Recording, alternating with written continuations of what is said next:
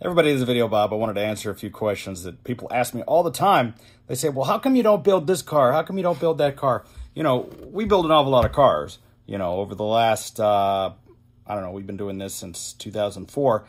We built over 50-something cars, like 28 DeLorean time machines, about a half a dozen Knight Riders, half a dozen Bluesmobiles. We've done 18 vans, Jurassic Park Jeeps, the Scarface Cadillac, RoboCop's police car, Scooby-Doo. I mean, all kinds of cars. Mostly the DeLorean time machine because that's our favorite. But there's other cars that are just hard to do because you just can't find the cars anywhere. People ask me all the time about the Dodge Monaco, the Bluesmobile, which is it's a 1974 Dodge Monaco. They're pretty hard to find. I mean, we've done 6 of them, and almost every single one of them have gone out of the country, except for the one that we put on the pole on Route 66 in Joliet, Illinois.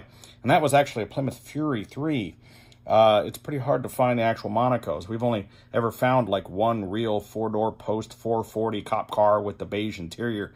Every other time, there's so many variations of that car. It's got vent windows. It's got, or you can get it without the post on the 4 doors, or as a 2-door, or as a... They come in all these different variations.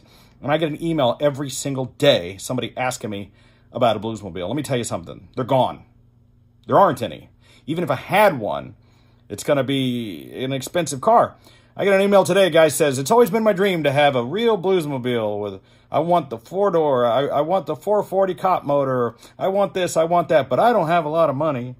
I'm like, yeah, dude, it's not going to happen. I would like a new Rolls Royce. Not going to happen. So, you know, movie cars are expensive, and the reason you don't see them sitting, all the time, you don't see them around, is because they're hard to find, they're hard to get, you have to restore them, and they're expensive. So I can tell you right now, if you're interested in a movie car, the budget range that you're going to need is between $50,000 and $150,000 for any of the general movie cars. You know, Batmobiles like the 66 or the 89 or the Tumbler, they seem to range from between $150,000 to about $1 million, depending on how they're configured. And the DeLorean time machine runs an average of about $100,000 by the time you get it all configured and shipping and all those different things. Used to be a lot cheaper than that because I used to be able to pick up a DeLorean for like $15,000. But those days are long gone. Used to be able to pick up a Dodge Monaco out of a ditch for $500. Those days are gone. That car is now 44, 45 years old. You're just not going to find them. The people who have them know what they have, or they've all been rusted or crushed or turned into Bluesmobiles, and it's already been done. So just to answer your question, if I found a Dodge Monaco and we turned it into a Bluesmobile, you're looking at least $20,000 to $25,000 for one of those cars. And if you think that's too much money, well, I'll show you a Swedish guy who thinks it's a great deal. Because I get emails from Europe every day, people begging me for Bluesmobiles. If I had a parking lot full of them, I could sell them all. Same thing with the Ghostbusters Ecto-1. You cannot find the 1959 millimeter. I have one. Okay, we did find one, but there's probably only a handful of them in the world. Okay, that's why all these other fans make Ectos out of anything they can find. I mean, they make them out of Kias. They make them out of limos. They make them out of any kind of long roof station wagon or car they can come up with. I see them in all different shapes and sizes and colors. Pretty much anything that they could slap a Ghostbuster sticker on and a couple of lights, it's called an Ecto. So, fine. Ours is a 1960. It's pretty close. Still not exactly the right car, but pretty close. I think the 60 and the 63 Cadillacs both make really good-looking Ectos. I don't like the 61 or the 62. Not a good-looking car. But hey, you got to work with whatever you can find. Now, I've been lucky enough to have our 1960, and it's a good-looking car. And then we also have a 59 that we're restoring. And it's going to probably cost over $50,000 just to restore the car before we can even start the Ecto process. So that's what you're dealing with. Same thing with Knight Rider. You know, Knight Rider is a 1982 Trans Am. So 82 through the 92 is all the same pretty much car. But the car you want is an 82 through 84. It has the side vents on the side. And my first car was an 82 Firebird. Let me tell you, these cars are not good cars. I mean, I had my 82 Firebird back in 1990. The car was only a few years old, and it was already a giant pile of shit. The car didn't have a frame. So when you get the car, you have to do a full restoration. So you're talking about a $1,000 car that you start off with. Probably put $6,000 worth of interior in it, another $5,000 or $6,000 worth of engine work, then a $10,000 dash. Well, by the time you're done, you've got $40,000, $50,000 in the car, and that's all you can sell it for, right? So not a lot of profit. It's just not a car that's just worth doing anymore. So when people ask me to do a Knight Rider car, I just like, no. It's, you know, it's one of those situations where you're taking a $1,500 car and putting a $5,000 paint job on it. Same thing with the A-Team van. The A-Team van that we just sold, the last video that we just did, I probably lost money on that van. You know, you start off with like a $1,500 work van that you have to completely refinish. Then you put like a $5,000 paint job on it and thousands of dollars worth of wheels and interior and engine work, all this stuff, fiberglass. And then people don't want to pay anything for it because in their mind, it's just some cargo van, which really is what it is. It's just a cargo van. You know, so you're taking everyday items and making them fancy. You know, it's like gold plating a Casio watch. You know, it just doesn't make any sense. But this is what makes these cars so special. We saw them in TV shows, and, you know, you don't generally see anything like an A-Team van or a Knight Rider or a Time Machine going down the road. Even something like the RoboCop car, which was just an 86 Ford Taurus. It was a Ford Taurus LX, four-door. Jesus, man, I looked for years before we finally found that car. The car was only like $600, but we probably put $5,000 into it to make it into the RoboCop car. And thousands more in labor and parts, you know, replacing just everything on it. And at the end of the day, it's still a $1,000 Ford Taurus. It just, you know, nobody wants to pay $10,000 for a $1,000 Ford Taurus. So some of these movie cars just aren't worth doing. So people ask me all the time, how come you don't do this car? How come you don't do that car? Yeah, how come you don't do a General Lee? Well, how come you don't pay me to build one? First, we have to go get a classic 1969 Dodge Charger, do a full restoration on it, paint it orange, and I got to be honest with you. In today's climate, with the Rebel flag and everything, I would never go near a General Lee. Look, I love the Dukes of Hazzard, and when I was growing up, the Rebel flag was just meant the South. I mean, it wasn't a racist thing. It was just meant, you know, rebel, whatever that is.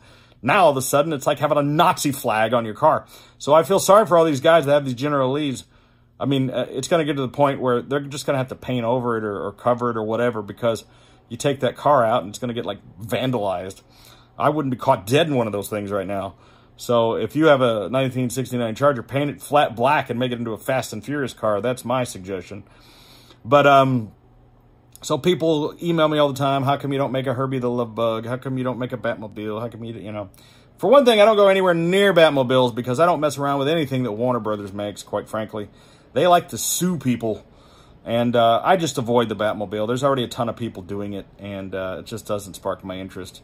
As far as Herbie goes, it's the same thing. You got to find an old classic Bug, and, you know, I have to have a customer for these things. I can't just build them unless it's a car that I want. So all the cars that I have are cars that I wanted. I wanted the DeLorean Time Machine, Knight Rider, Ghostbusters, A-Team, you know, all these different things. And some of the ones that we did on our television show, Screen Machines, that ran on the Reels channel and on Discovery, for those of you who saw that show, those were cars that we built, like that Scarface Cadillac, the 1963 Cadillac convertible. That was a car that I wanted to do. So, you know, that was the motivation. And I was paid to make that car. So, you know, that always helps. And it's not that I only do things for money. It's that I can't afford, you know, look, I would love to be independently wealthy and to be a millionaire and to just make any car that we dream up. But somebody has to pay for this stuff, folks. It's not like we're making sandwiches here. You're talking about cars that are worth as much as the house I'm in right now. And it's a lot of work, and I have to have a huge crew and a whole lot of time and a whole lot of blood, sweat, and tears. And these hands get worked to death. My nails. My nails. Oh. My hands are. My back. My feet. For 10 years I've been building cars. Anyway, poor me. Anyway, it's a lot of fun. And I hope that kind of answers some of your questions. I don't know if it really does. But I got an email today. Guy was asking about Dodge Monaco, Bluesmobile, and like in the email, he starts off, he goes, "It's always been my dream to have a 74 Dodge Monaco with a real 440. But I don't have a lot of money." And I'm like, Yeah, I'm going to walk into the Lamborghini dealership and tell the salesman, it's always been my dream to have one of these Lamborghinis, but I don't really have any money. He'd be like, thank you, have a nice day, and push me out the door. This is not the way you start off your email to me, folks. I want to hear things like, money is no object, the budget is open. You're like, yes, I would like an impossible-to-find car that costs a lot of money to build and restore, and I don't have any money. Okay, sure. So I just don't get these emails I get, folks. This is why I was trying to answer some of these questions. I know I come across like some kind of a dick. This is what this last guy said. He says, some kind of big shot. Look, feel free. Go out and build your own car. Feel free. Don't let me stop you. Go find yourself a 74 Dodge Monaco. Knock yourself out. Go find yourself your own Cadillac, hearse, or ambulance and build your own Ecto. Or just build it out of whatever piece of shit you're driving. I've seen people make them out of Magnums and station wagons and hearses and just Kias. I've seen them make them out of whatever. Knock yourself out, folks. Go build what, and you'll find out just how hard this stuff is. This is why, like our proton packs, for instance, we've been making and selling the proton packs now since like 2012. We've sold more proton packs than anybody on the planet Earth, with an average of about one a week. That's about 350 to 400, I think, that we've done over the last few years. And the reason people order our proton packs is because we spend a whole week building the thing, and it's in great condition. We don't let it leave until it's perfect. So that's why we get TV shows. That's why we get the attention that we get. Because anybody can be a hack and just slap some shit together. The stuff we put out, the cars we put out, our DeLorean time machines are like exactly like the one that's sitting at the Peterson Museum, pretty much. I mean, it may be lacking a few little details that only because these are variations of the car. This is another thing I have to deal with all the time. People say, well, what about this and what about that? And I'm like, look, Back to the Future, in the first movie, you had almost all the versions of the car. It started off with the plutonium chamber, then it goes to 1955, and they added the lightning rod. Then it comes back from the future, and it's got the Mr. Fusion. Then in Mr. 2, it pretty much stays the same throughout the show, except they went back and forth between some of the models and the fiberglass models. And then part 3, then you had the one that was on the train track, and it gets hit by a train, and there's the variation with the train wheels and thing on the hood. The one that drives through the desert. They had about 6 different cars that they would cut back and forth from, and each one of them were a little bit different. Same thing with the A-Team van, like that video I just posted. They had something like 8 different vans over the course of 5 seasons. Knight Rider was the same thing. They had about 22 different Knight Rider cars, I believe, and every single one of them was different in some way. So I hear all the time about this and that screen accurate. Screen accurate. It's not screen accurate. It's scene specific when it comes to TV shows in particular and with movies. The Ecto 1 was pretty easy because they only really had the one Ecto 1. And then when they made Ecto 2, that was a completely different car. So really they had 3 Ectos. They showed the one that was being worked on at the beginning of the movie, on the first movie. Then they had the finished Ecto 1, and that was 2 cars. And then they made Ecto 2, which was a completely different car. And I believe they made Ecto 2 out of the first Ecto 1 that he was working on. I think that's the story. I'm not 100% sure, but I think that's the case. But, a 1959 Cadillac Miller meter is so hard to find. I have one that I found. I bought it at an auction, paid a fortune for it. We're going to have to replace the floors, all of the interior, all of the wiring, all of the drivetrain. Probably going to have to put about $50,000 into the restoration before we even start on the Ecto 1 part. So this is a lot of money we're talking about, and this is a lot of effort that goes into these things. And I'm only explaining this to some of my fans who just constantly barrage me with questions. We have about 7 million viewers of this channel. We've had hundreds of thousands of hits on our Facebook pages and our social media. And people ask me a lot of the same questions over and over and over. So I'm hoping that some of the subscribers that watch my channel and sit around wondering, some of these questions I'm answering now, maybe this will help you. I don't know. So anyway, I just wanted to answer some questions for my fans. And sorry if you thought I was a dick. I don't know.